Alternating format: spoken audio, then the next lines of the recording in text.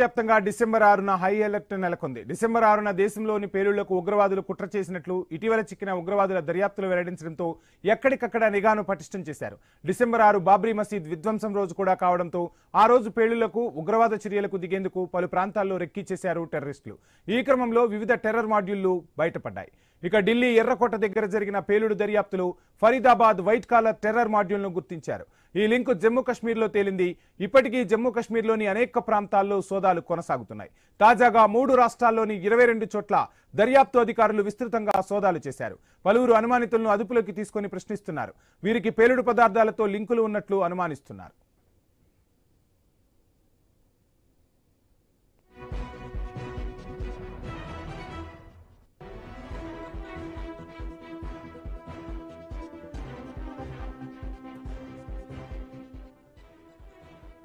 ఇక దేశంలో పేలుళ్లు జరిపేందుకు పలు ప్రాంతాల్లో రెక్కీ నిర్వహించారు. అయితే ఉగ్రవాదులను అరెస్టు చేయడంతో పెనుముప్పు తప్పింది.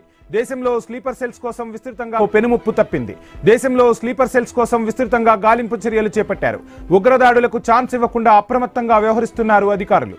ఢిల్లీ పేలుడుకు ముందు గుజరాత్లో ఐసిస్ ఉగ్రవాదులను పట్టుకున్నారు. రేసింగ్ ద్వారా రసాయన దాడులకు దిగాలన్నది ఐసిస్ ఉగ్రవాదుల కుట్ర.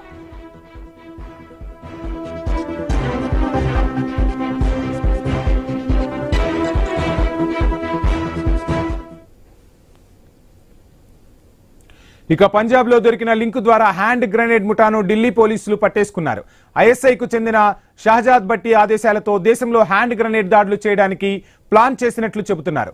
అంతకుముందు పాక్ నుంచి తుపాకులు పొందిన మరో ముఠాను ఢిల్లీ పోలీసులు పట్టుకున్నారు. రద్దీ ప్రాంతాల్లో కాల్పులు జరపాలన్నది ఈ ముఠా ప్లాన్.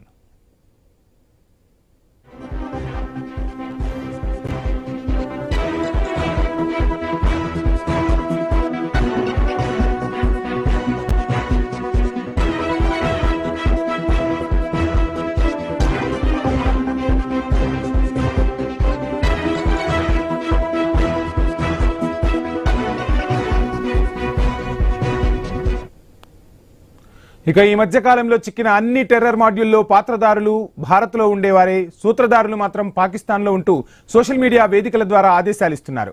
డ్రోన్ల ద్వారా సరిహద్దుల్లో తుపాకులు, పేలుడు పదార్థాలు, డబ్బు చేరవేస్తున్నారు. ఢిల్లీ పేలుడు కేసులో అరెస్టైన డాక్టర్ షాహీన్ లాకర్లో 18 లక్షలకు పైగా నగదు దొరికింది. ఈ మొత్తం ఎక్కడి నుంచి వచ్చిందనేది ఇప్పటికీ మిస్టరీనే. కేవలం ఉగ్రదాడులకు నిధులు పోగేసి అమాయకుల బ్రెయిన్ వాష్ చేస్తున్నట్లు భావిస్తున్నారు.